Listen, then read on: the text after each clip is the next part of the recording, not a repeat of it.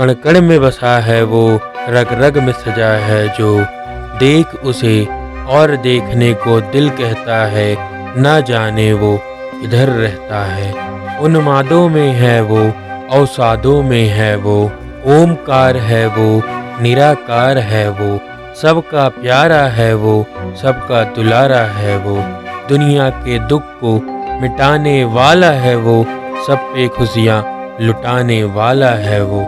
कौन है वो, कौन है वो, और कोई नहीं, है वो हमारा मधुसूदन, है वो हमारा कन्हैया, सबसे प्यारा जग का रखवाला, जग का नाथ अर्थात जगन्नाथ। जग के नाथ यानी जगन्नाथ, जगन्नाथ यानी दुख हरने वाले, जगन्नाथ यानी कष्ट मिटाने वाले, जगन्नाथ यानी खुशियाँ प्रदान करने वाले।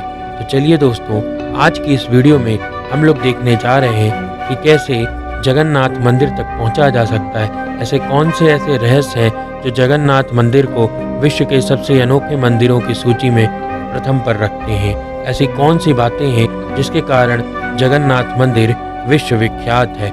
जगन्नाथ मंदिर में कैसे भोज प्रसाद बनता है, कैसे जगन्नाथ मंदिर अपने दैनिक कार्यों को पूर्ण करता है, आज सब कुछ हम इस वीडियो में देखेंगे। पर उससे पहले आप सभी से निवेदन है कि चैनल में बने रहने के लिए और ऐसी वीडियो को पुनः प्राप्त करने के लिए चैनल को लाइक, शेयर और सब्सक्राइब अवश्य करें, ताकि ये चैनल अपनी नई उपलब्धियों और ऊंचाइयों को प्राप्त कर सके। बोलिए जगन्नाथ भगवान की जय। बात करें पुराणों की और ग्रंथों की, तो जगन्नाथपुरी की इस धरती को पुराणों में वैकुंठ कहा गया है। यह भगवान विष्णु के 4 धामों में से एक है। इसे श्री क्षेत्र, श्री पुरुषोत्तम क्षेत्र, शाक क्षेत्र, नीलांचल क्षेत्र, नीलगिरी क्षेत्र और जगन्नाथपुरी भी कहते हैं। यहाँ लक्ष्मीपति विष्णु ने तरह तरह की लीलाएं की थी। ब्रह्म और स्कंद पुराण के अनुसार यहाँ भगवान विष्णु पुरुषोत्तम नील माधव के रूप में अवतरित हुए और सवर जनजाति के परम पूज्य देवता बने। सवर जनजाति के देवता होने के कारण यहाँ भगवान जगन्नाथ का रूप कबीलाई देवताओं की तरह है। पहले कबीले के लोग अपने देवताओं की मूर्तियों को काष्ठ से बनाते थे, इसीलिए भगवान जगन्नाथ की पूरी मूर्ति काष्ठ से बनी हुई है। जगन्नाथ मंदिर में सबर जनजाति के पुजारियों के अलावा ब्राह्मण पुजारी भी हैं। ज्येष्ठ पूर्णिमा से आषाढ़ पूर्णिमा तक सबर जाति के देवतापति जगन्नाथ जी की सारी रीतियां करते हैं। पुराण के अनुसार नीलगिरी में पुरुषोत्तम हरि की पूजा की जाती है।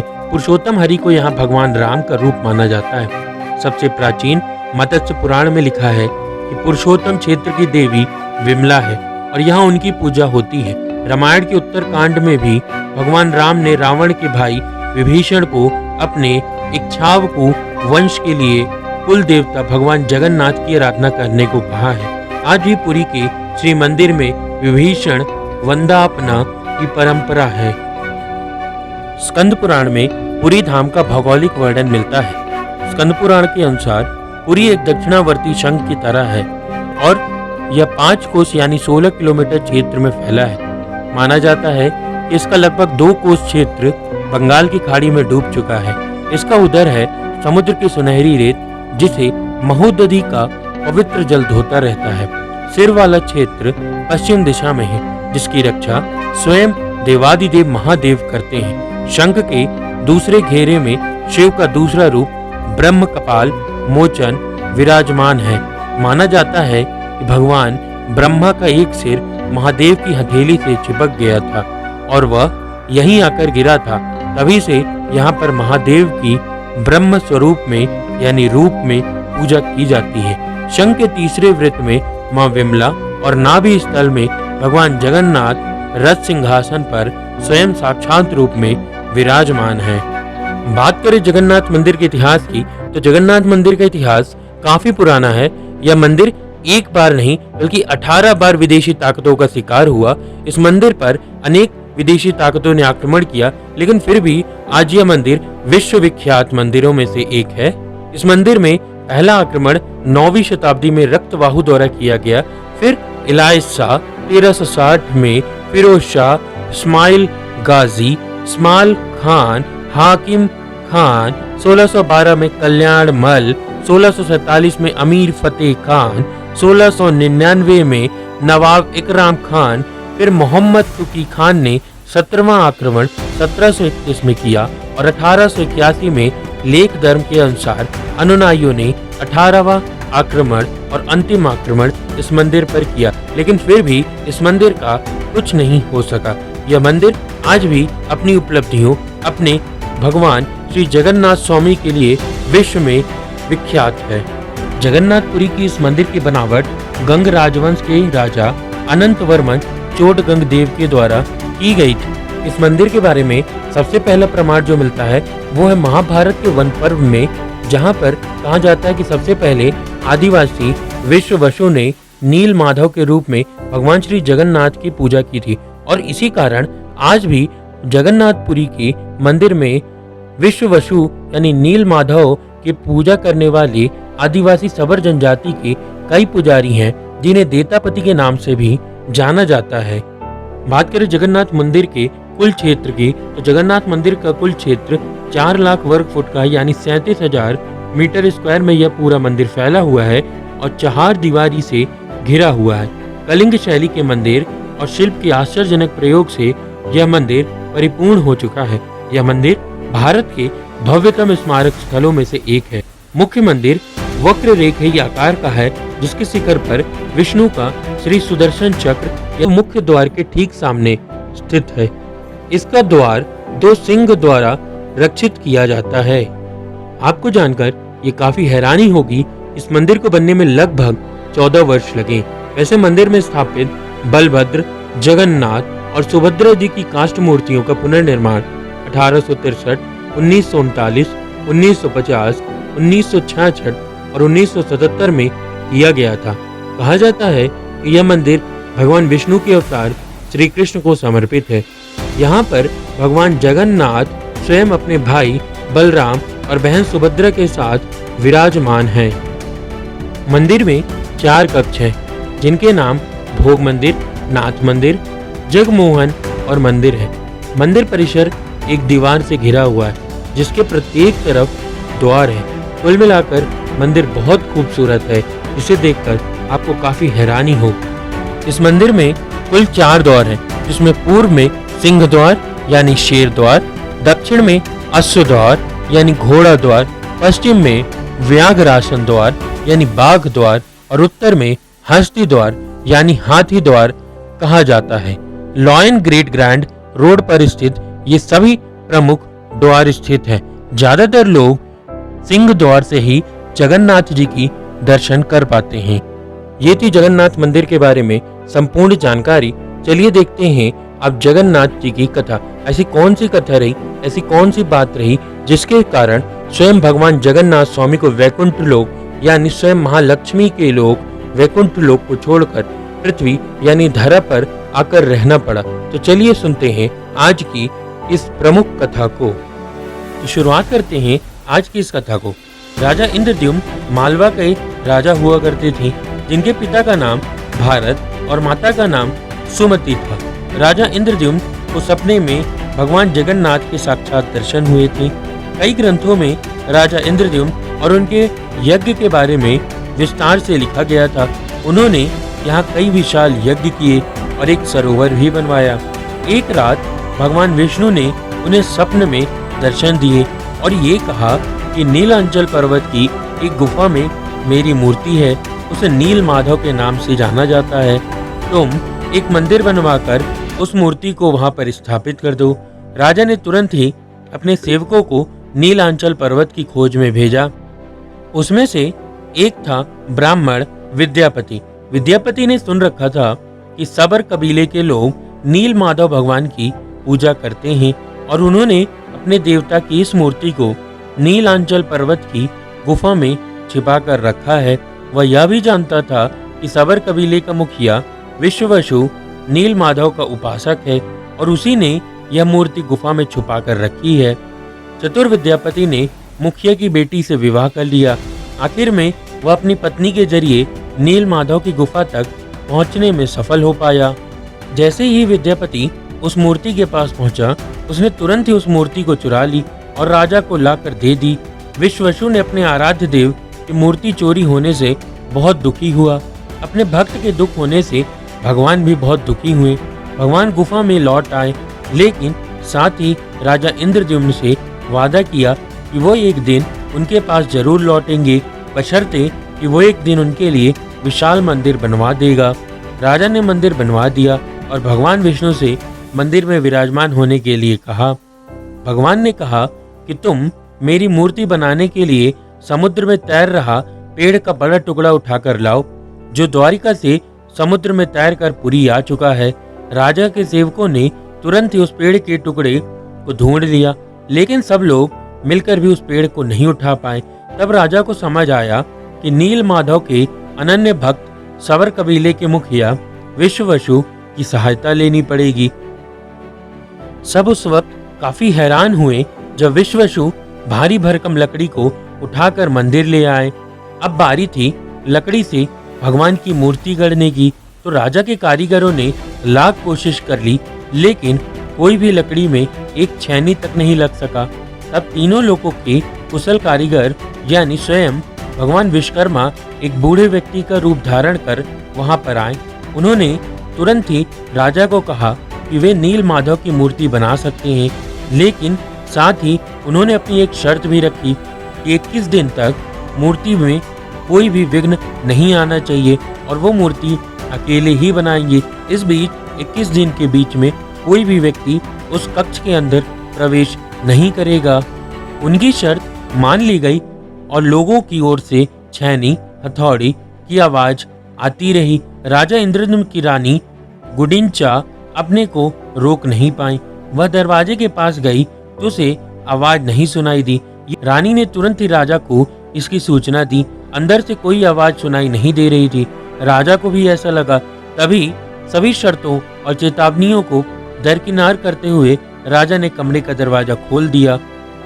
जैसे ही कमरे का दरवाजा खुला तो बूढ़ा व्यक्ति गायब था। उसमें 3 अधूरी मूर्तियां मिली थीं।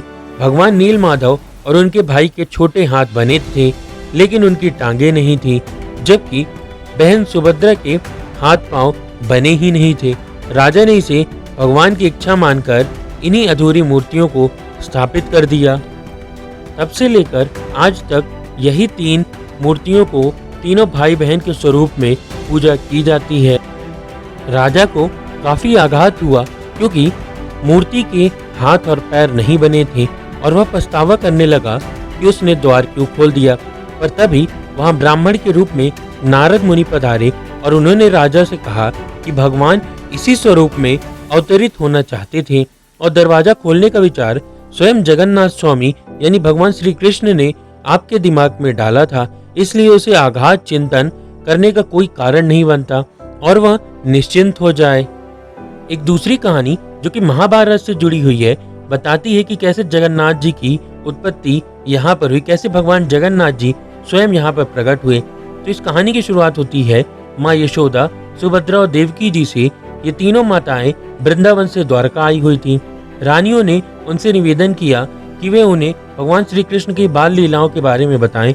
सुभद्रा जी द्वार पर पहरा दे रही थी कि अगर भगवान श्री कृष्ण और बलराम आएंगे तो वो सबको आगाह कर देंगी, लेकिन वो भी श्री कृष्ण की बाल लीलाओं को सुनने में इतनी मग्न हो गई कि उन्हें कृष्ण बलराम के आने का विचार ही नहीं रहा। दोनों भाइयों ने जो सुना उसे उन्हें इतना आनंद मिला कि उनके बाल यानी रोम रोम सीधे खड़े हो उठे। उनकी आंखें बड़ी हो गईं, उनके होठों पर बहुत बड़ा स्मित छा गया और उनके शरीर भक्ति के प्रेम भाव वाले वातावरण से पिघलने लगे। सुभद्रा बहुत ज्यादा भाव विभोर हो गई थी, इसलिए उनका शरीर सबसे ज्यादा पिघल गया और इसीलिए उनका कद जगन्नाथ के मंदिर में सबसे छोटा है। तभी वहां नारद मुनि पधारे और उनके आने से सब लोग वापस आवेश में आ गए। श्री कृष्ण का ये रूप देखकर नारद बोले, हे प्रभु, आप कितने सुंदर लग रहे हैं, आप इस रूप में अवतार कब लेंगे? तब भगवान श्री कृष्ण ने कहा कि कलयुग में वे ऐसा अवतार अवश्य लेंगी और उन्होंने कलयुग में राजा इंद्रद्युम्न को निमित्त बनाकर जगन्नाथ का अवतार कलयुग में लिया। तो इन दोनों कथाओं से यह स्पष्ट होता है कि कैसे भगवान श्री जगन्नाथ स्वामी अपना वैकुंठ लोक छोड़कर पृथ्वी में आकर रहने लगे और अपने सभी भक्तजनों के अनेक कष्टों का निवारण करने लगे। और उन्हें सुख प्रदान करने लगे। तो चलिए देखते हैं ऐसे कौन कौन से रहस्य हैं जो इस जगन्नाथ मंदिर को विश्व स्तर पर विश्व विख्यात बनाते हैं और इस जगन्नाथ मंदिर को अद्भुत, अविश्वसनीय और अकल्पनीय बनाते हैं। तो इस रहस्यों की सूची में जो सबसे पहला रहस्य है वो है हवा के विपरीत लहराता ध्वज बदलता है और वह उल्टा चढ़कर ही ध्वज को बदलता है, न कि सीधा चढ़कर। ध्वज भी इतना भव्य है कि जब वह लहराता है तो इसे पूरे मंदिर से कहीं से भी देखा जा सकता है। ध्वज पर भगवान शिव का चंद्र बना हुआ है। इस मंदिर से जुड़ा दूसरा सबसे बड़ा चमत्कार यह है कि इस मंदिर में गुंबज की छाया किसी भी ओर नहीं बनती दिखाई नहीं देती। हमारे पूर्वज कितने भी बड़े इंजीनियर रहे होंगे, यह एक मंदिर के उदाहरण से समझा जा सकता है कि पुरी के मंदिर का यह भव्य रूप 7वीं सदी में बनाया।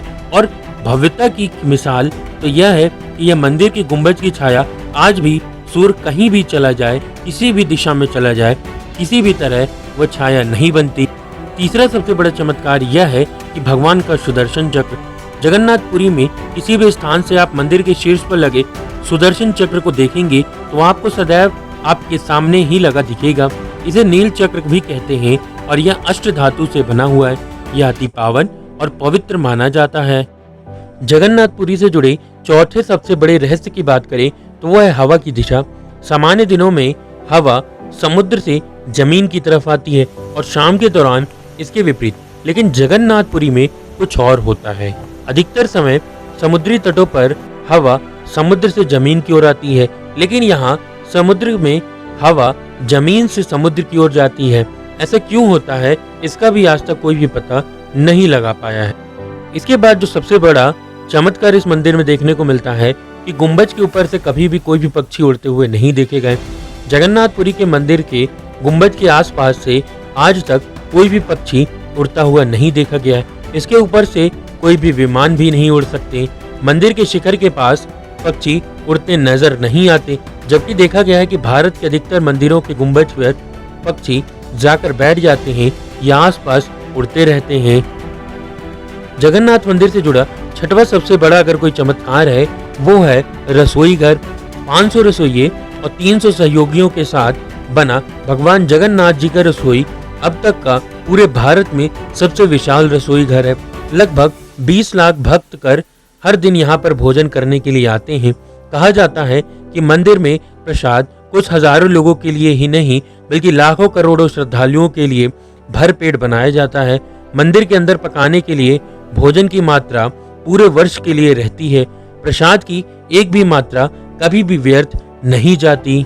इस मंदिर से जुड़ी रसोई की एक खास बात यह भी है कि इस मंदिर की रसोई में प्रसाद पकाने के लिए 7 बर्तन एक दूसरे पर रखे जाते हैं और सब कुछ लकड़ी पर पकाया जाता है। इस प्रक्रिया में शीर्ष बर्तन में सामग्री सबसे पहले पकती है, फिर क्रमशः नीचे की तरफ एक के बाद एक पर भोजन पकता है। अर्थात सबसे ऊपर रखे बर्तन पर खाना पहले और सबसे नीचे वाले बर्तन पर खाना सबसे अंतिम पर पकता है। ऐसा क्यों होता है? क्योंकि हम अपने घरों पर देख सकते हैं कि घरों में सबसे नीचे वाले बर्तन पर ही खाना सबसे पहले पकता है, बाद में ऊपर वाले बर्तन पर। लेकिन ऐसा क्यों होता है इसका भी आज तक कोई भी पता नहीं लगा पाया है। इसके बाद जो सबसे बड़ा चमत्कार है वो है समुद्र की ध्वनि। मंदिर के सिंह द्वार में पहला कदम प्रवेश करने पर ही, यानी मंदिर के अंदर से आप सागर द्वारा निर्मित किसी भी ध्वनि को नहीं सुन सकते। आप मंदिर के बाहर से एक कदम को ही पार करेंगे तो आपको पूरी समुद्र की लहरें सुनाई देने लगेंगी। इसे आज तक कोई भी पता नहीं लगा पाया कि ऐसा क्यों है। इसे शाम को स्पष्ट रूप से अनुभव किया जा सकता है। इस तरह मंदिर के बाहर स्वर्ग द्वार, जहां पर मोक्ष की प्राप्ति के लिए शव जलाए जाते हैं, लेकिन जब आप मंदिर से बाहर निकलेंगे तो भी आपको लाशों की जलने की गंध तो अवश्य रूप से महसूस होगी। 8वां सबसे बड़ा चमत्कार इस मंदिर से जुड़ा हुआ है वो यह है कि यह भगवान श्री कृष्ण का मंदिर भगवान जगन्नाथ के मंदिर से भी जाना जाता है। जगन्नाथ के साथ उनके भाई बलभद्र यानी बलराम और बहन सुभद्रा साक्षात रूप में विराजमान हैं। तीनों की यह मूर्तियां काष्ठ से बनाई गई हैं। यहाँ प्रत्येक 12 साल में एक बार प्रतिमा का नव कलेवर होता है। मूर्तियां नई जरूर बनाई जाती हैं, लेकिन आकार और रूप वही रहता है। कहा जाता है कि उन मूर्तियों की पूजा नहीं होती, केवल दर्शनार्थियों के लिए वे मूर्तियां रखी जाती हैं। नौवां सबसे बड़ा चमत्कार इस मंदिर में देखने को मिलता है कि हर साल यहाँ पर रथ यात्रा निकाली जाती है। आषाढ़ माह में भगवान रथ पर सवार होकर अपनी मौसी रानी गुंडीचा के घर जाते हैं। यह रथ यात्रा 5 किलोमीटर फैले पुरुषोत्तम क्षेत्र में ही होती है। रानी गुंडीचा भगवान जगन्नाथ के परम भक्त राजा इंद्रद्युम्न की पत्नी थी, इसलिए रानी को भगवान जगन्नाथ मौसी के रूप में कहते हैं। अपनी मौसी के घर भगवान 8 दिन तक रहते हैं। आषाढ़ के शुक्ल दशमी को वापसी भगवान की होती है। भगवान जगन्नाथ का रथ नंदी घोष है, देवी सुभद्रा का रथ दर्प दलन है और भाई बलभद्र का रक्ष तल ध्वज के नाम से जाना जाता है। पुरी के गजपति महाराज सोने की झाड़ू बुहारते हैं, जिसे छेरा पैरन कहते हैं। भगवान श्री जगन्नाथ स्वामी के रथ नंदी घोष में मौजूद पहियों की संख्या 16 है और रथ की ऊंचाई लगभग 13.5 मीटर है। इसमें प्रयोग की गई लकड़ियों की संख्या 832 है। वहीं भगवान श्री बलराम के रथ तलध्वज में 14 पहियों का इस्तेमाल किया जाता है। वहीं इसकी कुल ऊंचाई 13.2 मीटर है और 763 लकड़ियों की संख्या यानी लकड़ियों का प्रयोग किया जाता है। वहीं मैया सुभद्रा के देवदलन या पद्म ध्वज रथ में 12 पहियों का इस्तेमाल किया जाता है और इसकी कुल ऊंचाई 12.9 मीटर होती है। वहीं बात करें लकड़ी की संख्या की तो इसमें कुल 593 लकड़ियों की संख्या होती है। इनमें जो रथ के पहिए होते हैं, रथ की ऊंचाई रहती है, लकड़ियों की संख्या रहती है, वो हमेशा ही इसी स्वरूप में देखने को मिलती हैं। रथ यात्रा से जुड़ी कुछ अलग अलग कथाएं भी विश्वविख्यात हैं। उन कथाओं को चलिए देखते हैं। तो उनमें जो सबसे पहली कथा है कि कुछ लोगों का मानना है कि भगवान श्री कृष्ण की बहन सुभद्रा अपने मायके आती हैं और अपने भाइयों से नगर भ्रमण करने की इच्छा व्यक्त करती हैं। तब कृष्ण बलराम और सुभद्रा के साथ रथ में सवार होकर नगर घूमने जाते हैं। इसी के बाद से रथ यात्रा का पर्व शुरू हुआ। इसके अलावा एक और यह भी कथा है कि गुंडीचा मंदिर में स्थित देवी कृष्ण की मासी हैं, जो तीनों को अपने घर आने का निमंत्रण देती हैं। श्री कृष्ण, बलराम और सुभद्रा के साथ अपनी मासी के घर में वे 10 दिन तक रहते हैं और 11वां यानी एकादशी के दिन उनकी विदाई होती है। तीसरी कथा जो इससे रथ यात्रा से जुड़ी हुई है वो है कि श्री कृष्ण के मामा कंस उन्हें मथुरा बुलाते हैं। इसके लिए कंस गोकुल में सारथी के साथ रथ भिजवाते हैं। कृष्ण अपने भाई बहन के साथ रथ में सवार होकर मथुरा जाते हैं, जिसके बाद से रथ की पर्व यानी रथ यात्रा की शुरुआत होती है। कुछ लोगों का तो यह भी मानना है कि इस दिन श्री कृष्ण कंस का वध करके बलराम के साथ अपनी प्रजा को दर्शन देने के लिए बलराम के साथ मथुरा में रथ यात्रा करते हैं। अंतिम कथा जो कि इस रथ यात्रा से जुड़ी है वो है कि कृष्ण की रानियां माता रोहिणी से उनकी रासलीला सुनाने को कहती हैं। माता रोहिणी को लगता है कि कृष्ण की गोपियां के साथ रासलीला के बारे में सुभद्रा को नहीं सुनना चाहिए, इसलिए वो उसे कृष्ण बलराम के साथ रथ यात्रा के लिए भेज देती हैं। तभी वहां नारद जी प्रकट होते हैं। तीनों को एक साथ देख के वे काफी प्रसन्नचित होते हैं और प्रार्थना करते हैं कि इन तीनों के ऐसे ही दर्शन हर साल होते रहें। उनकी यह प्रार्थना सुन ली जाती है और तभी से रथ यात्रा यानी जगन्नाथ जी में रथ यात्रा का शुभ आरंभ होता है। इस मंदिर से जुड़े एक और सबसे बड़ी रोचक बात यह है कि स्वयं हनुमान जी समुद्र से भगवान श्री जगन्नाथ मंदिर की रक्षा करते हैं। माना जाता है कि 3 बार समुद्र ने जगन्नाथ जी के मंदिर को तोड़ दिया था। कहते हैं कि महाप्रभु जगन्नाथ ने वीर मारुति श्री हनुमान जी महाराज को यहाँ समुद्र को नियंत्रित करने के लिए नियुक्त किया है, परंतु जब तक हनुमान भी जगन्नाथ, बलभद्र और सुभद्रा के दर्शनों का लोभ संवरण नहीं कर पाते थे, वे प्रभु के दर्शन के लिए नगर में प्रवेश कर जाते थे। ऐसे में समुद्र भी उनके पीछे नगर में प्रवेश कर जाता था। केसरी नंदन हनुमान जी की इस आदत से परेशान होकर जगन्नाथ महाप्रभु ने हनुमान जी को यहाँ स्वर्ण की बेड़ी से आबद्ध कर दिया है। यह जगन्नाथपुरी में ही सागर तट पर बेदी हनुमान का प्राचीन एवं प्रसिद्ध मंदिर है। भक्त लोग बेड़ी से जकड़े हनुमान जी के दर्शन करने के लिए यहाँ अवश्य रूप से आते हैं। इसके बाद मंदिर से जुड़े कुछ ऐसे भी अज्ञात बातें हैं जिनके बारे में चलिए देखते हैं। महान सिख सम्राट महाराजा रणजीत सिंह ने इस मंदिर में प्रचुर मात्रा में स्वर्ण का दान किया, जो कि उनके द्वारा स्वर्ण मंदिर अमृतसर को दिए गए स्वर्ण से कहीं अधिक था। 5 पांडव भी अज्ञातवास के दौरान भगवान जगन्नाथ का दर्शन करने आए थे। श्री मंदिर के अंदर पांडवों का स्थान भी मौजूद है।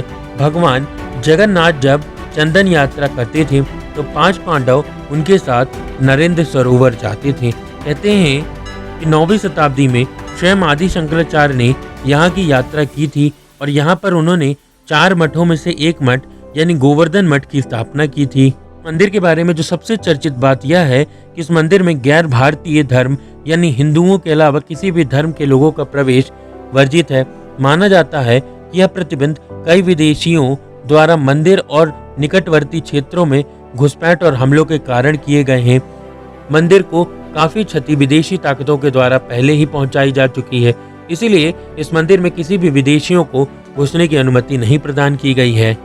लेकिन वर्तमान में केवल हिंदुओं को मंदिर के अंदर गर्भगृह में देवताओं की पूजा करने की अनुमति है।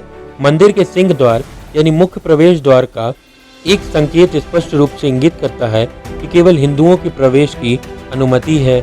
यहाँ तक कि वर्ष 2005 में थाई राजकुमारी को मंदिर के बाहर से ही देखने की अनुमति प्रदान की गई थी, क्योंकि विदेशियों को इस मंदिर में घुसने की अनुमति नहीं है। इसके अलावा वर्ष 2006 में स्विस नागरिक को भी इस मंदिर में घुसने की अनुमति नहीं दी गई, यद्यपि स्विस नागरिक ने इस मंदिर में प्रचुर मात्रा में दान किया था। जगन्नाथपुरी को यमनिका तीर्थ भी कहा जाता है, जहां हिंदू मान्यताओं के अनुसार पुरी में भगवान जगन्नाथ की उपस्थिति के कारण मृत्यु के देवता यम की शक्ति समाप्त हो जाती है, इसीलिए इसे यमनिका तीर्थ भी कहा जाता है। इस मंदिर को सफेद पैगोडा कहा जाता है और यह 4 धाम तीर्थ यात्रा यानी बद्रीनाथ, द्वारकापुरी, रामेश्वरम का एक हिस्सा है। बात करें जगन्नाथ स्वामी के दर्शन के समय के लिए, उड़ीसा के जगन्नाथ स्वामी के दर्शन के लिए किसी भी प्रकार का कोई भी शुल्क नहीं लिया जाता, मगर आपको अगर कोई अनुष्ठान कराना है तो यहाँ पर 10 रुपए से लेकर 50 रुपए तक का भुगतान अवश्य रूप से करना पड़ता है। जगन्नाथपुरी मंदिर सुबह 5 बजे से आधी रात 12 बजे तक खुला रहता है। सुबह की सबसे पहली रस्म 5 बजे होती है, जब भगवान जगन्नाथ की मंगल आरती होती है। इसके बाद बेशा लगी सुबह 8 बजे होती है। इसमें सुबह 8 बजे के उत्सव के अवसर के मुताबिक सोने और सुंदर पोशाकों से भगवान जगन्नाथ की प्रतिमा और सुभद्रा और बलराम की प्रतिमा को सजाया जाता है। इसके बाद सकल धूप यानी 10 बजे सुबह पूजा उपाचार के साथ की जाती है। उसमें भोग बनाकर भगवान को चढ़ाया जाता है।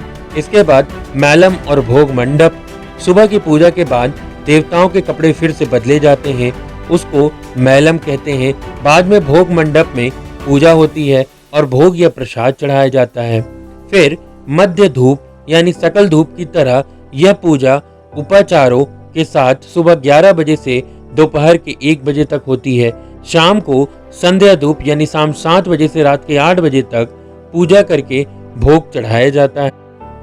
मैलम और चंदन लागी, शाम की पूजा के बाद चंदन का लेप से देवताओं का अभिषेक किया जाता है। उस अनुष्ठान को 10 रुपए की शुल्क का भुगतान करने से आराम से देखा जा सकता है। बाद श्रृंगार भोग या पूरे दिन का अंतिम भोग और पूजा होती है।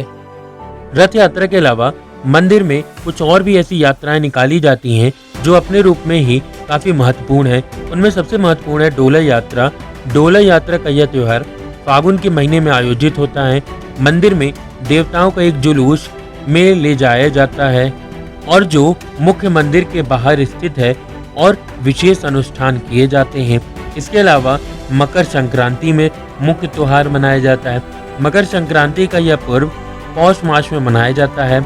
मंदिर के सभी देवताओं के लिए विशेष वस्त्र बनाए जाते हैं। उसके पश्चात उबले हुए चावल में कैंडी और फलों का रस मिलाकर देवताओं को भोग चढ़ाया जाता है।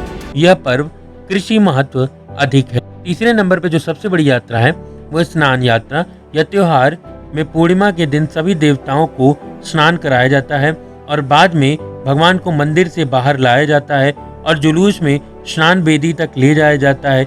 स्नान यात्रा का यह त्योहार मई या जून में आयोजित होता है। इसके बाद जो सबसे महत्वपूर्ण यात्रा है वो है चंदन यात्रा। यह त्योहार का आयोजन अप्रैल मई में होता है। चंदन यात्रा 21 दिन तक चलने वाला सबसे बड़ा त्योहार है। उस समय 5 शिव मंदिर से शिव की छवियों के साथ देवताओं का एक जुलूस यानी यात्रा में नरेंद्र टैंक से ले जाया जाता है। वह मूर्तियों को खूबसूरती से सजाए गए नाव में रखा जाता है और भगवान की पूजा की जाती है। बात करें जगन्नाथ मंदिर तक पहुंचने के लिए, तो जगन्नाथ मंदिर तक पहुंचने के लिए पुरी रेल स्टेशन के माध्यम से भारत के सभी हिस्सों से अच्छी तरह से जुड़ा जा सकता है। पुरी से अहमदाबाद, कलकत्ता, नई दिल्ली और कई स्थानों के लिए ट्रेन हमेशा ही उपलब्ध रहती हैं। पुरी एक टर्मिनल रेलवे स्टेशन है। यहाँ से शताब्दी, गरीब रथ, सुपरफास्ट, फास्ट और मेल आदि ट्रेनें आसानी से मिल जाती हैं। वहाँ से रिक्शा और ऑटो करके मंदिर तक आसानी से पहुँचा जा सकता है। बात करें सड़क मार्ग की, तो पुरी शहर का बस स्टैंड गुंडीचा मंदिर के पास स्थित है, जहाँ से पर्यटक कोलकाता और विशाखापट्टनम के लिए सीधी बसें ले सकते हैं। लोग भुवनेश्वर के लिए बसें भी पकड़ सकते हैं। यहाँ से कोणार्क मंदिर के लिए भी बसें चलती हैं। वहाँ से यात्री रिक्शा और ऑटो करके मंदिर तक आसानी से पहुँच सकते हैं। अगर बात करें हवाई मार्ग की, तो पुरी का कोई हवाई अड्डा तो अभी नहीं है, मगर भुवनेश्वर हवाई अड्डा, जो कि जगन्नाथपुरी से लगभग 60 किलोमीटर दूरी पर है, वहां से हवाई जहाज आसानी से मिल सकती हैं। भुवनेश्वर हवाई अड्डे को बीजू पटनायक अंतर्राष्ट्रीय हवाई अड्डा भी कहते हैं। वहां उड़ीसा राज्य का एकमात्र अंतर्राष्ट्रीय हवाई अड्डा है। बात करें रुकने की व्यवस्था की, तो यहाँ पर जगन्नाथ मंदिर में रुकने की व्यवस्था की किसी भी प्रकार की कोई कमी नहीं है। यहाँ पर 200 रुपये से लेकर 2000 और 10,000 रुपये तक के होटल उपलब्ध हैं। बात करें धर्मशालाओं की, तो यहाँ पर श्री हरि इंटरनेशनल धर्मशाला, श्री हरि धर्मशाला, श्री रामकृष्ण मिशन धर्मशाला, यात्री निवास धर्मशाला, श्री जगन्नाथ टेम्पल धर्मशाला, श्री सुदर्शन धर्मशाला, राधा कृष्ण भवन धर्मशाला भी हैं। जगन्नाथपुरी में एक ऐसा भी मंदिर है जिसके बारे में ऐसा लोगों का कहना है कि अगर इस मंदिर के दर्शन नहीं किए तो आपका जगन्नाथ जी का दर्शन अधूरा रह जाता है। यह मंदिर है साक्षी गोपाल मंदिर। यह मंदिर उड़ीसा प्रांत के एक प्रसिद्ध शहर पुरी में बना हुआ है। साक्षी गोपाल मंदिर बहुत ही एक प्रसिद्ध मंदिर है। मंदिर को लेकर लोगों की यह धारणा है कि जो भी श्रद्धालु पुरी में जगन्नाथ स्वामी के दर्शन करने आएगा, उसकी यह यात्रा तभी संपूर्ण होगी जब वह व्यक्ति साक्षी गोपाल मंदिर के दर्शन करेगा। जो भी श्रद्धालु पुरी में पहुंचकर जगन्नाथ स्वामी के दर्शन करते हैं, उसके बाद वे इस मंदिर में माथा टेकने अवश्य रूप से जाते हैं। साक्षी गोपाल के दर्शन करने से पहले हर श्रद्धालु मंदिर के पास बने चंदन के सरोवर में स्नान करते हैं और उसके बाद ही दर्शन करते हैं। साक्षी गोपाल मंदिर की खूबसूरती की तारीफ करना असंभव है। इसकी इमारत बहुत ही सुंदर और मनोभाव है। जिस तरह अद्भुत है, उसी तरह उसकी कथा भी काफी रोचक करने वाली है। पौराणिक कथाओं के अनुसार कहा जाता है कि एक धनवान ब्राह्मण अपनी आयु अंतिम पड़ाव पर था, तब उसने तीर्थ यात्रा करने के लिए सोचा। वह वृंदावन जाने के लिए चल पड़ा। तभी उसके साथ एक गरीब ब्राह्मण लड़का भी चलने लगा। यह उस समय की बात है जब तीर्थ यात्राएं पैदल हुआ करती थी और अपने खाने पीने की व्यवस्था स्वयं ही करनी पड़ती थी। जब वे दोनों यात्रा के लिए निकले, तब उस गरीब लड़के ने उस बुजुर्ग ब्राह्मण की खूब अच्छी देखभाल की। उस लड़के की सेवा से खुश होकर वृंदावन के गोपाल मंदिर में उस ब्राह्मण ने अपनी कन्या का रिश्ता उस गरीब लड़के से पक्का कर दिया। वापस जाकर इस कार्य को पूरा करने का वचन भी दे दिया। जब वे दोनों पुरी से यात्रा करके लौट रहे थे, तब उस ब्राह्मण लड़के ने उस बुजुर्ग पिता को जब वे दोनों पुरी से यात्रा करके लौट रहे थे, तब उस ब्राह्मण को उस लड़के ने उसके दिए हुए वचन को याद दिलाया। ब्राह्मण द्वारा अपने घर पर यह बात बताने पर परिवार वाले इस रिश्ते से सहमत नहीं हुए और उस गरीब लड़के की इस बात को लेकर बहुत बेइज्जती की। इस बेइज्जती तथा वादा के खिलाफ दुखी होकर वह लड़का पंचायत के पास गया तो पंचों की ओर से इस बात का सबूत मांगा गया। लड़के ने कहा कि विवाह के वादे के समय गोपाल भगवान वहां मौजूद थे। गरीब लड़के की इस बात से पंचों ने खूब उसकी हंसी उड़ाई। अपने सच को साबित करने के लिए वह लड़का फिर वृंदावन पहुंचा।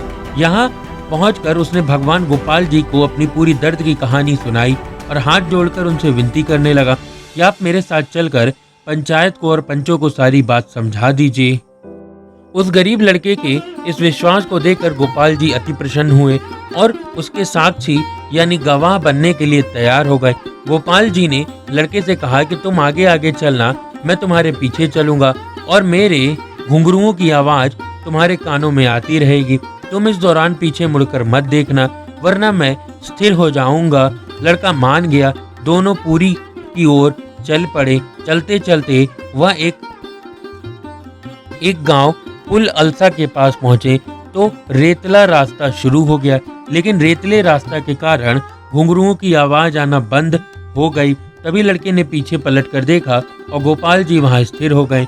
अपने भगवान की स्थिरता को देखकर वह लड़का परेशान हो गया और भगवान जी ने उस लड़के को कहा कि तुम परेशान न हो और जाकर पंचायत को ये कहो गोपाल जी आ चुके हैं और उन सभी पंचों को यहाँ पर ले आओ।